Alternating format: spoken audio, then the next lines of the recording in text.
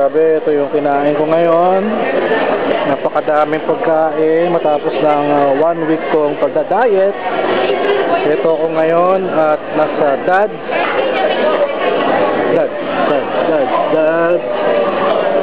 Ayan o. Sakado ng lahat sa pagkain. Lamon na lamon. Ayan yung pagkain ni Lace. Kakatapos ko lang sa meeting ko kanina with our partner for the toy convention, and dapat may meeting pa ako mamaya sa East Road pero hindi ko na tinuloy dahil nagpapakabusog ako ngayon. Ayan, kainin ko siya. Harap. Harap, grabe.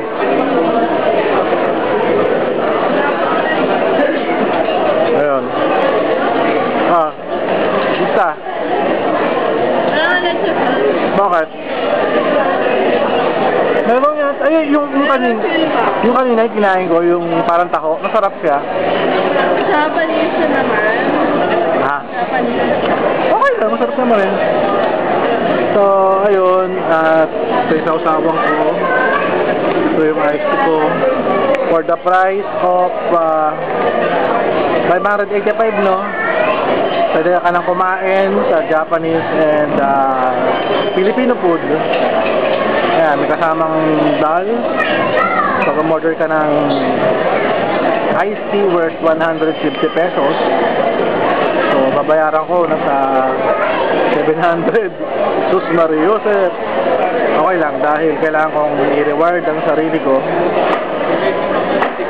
sa ngayong araw na to dahil maganda na ang development ng mga nangyayari sa event namin. Tapos, ano pa bang nangyari? Yung Project Rolling Thunder ko, kung nababasa kayo ng vlog ko, ayun, binibenta ko na yung concept na sa ibang event. And baka sa October, magkaroon kami ng bagong event dito sa Mega Mall dahil kakaiba ito na kauna-una lang sa Pilipinas.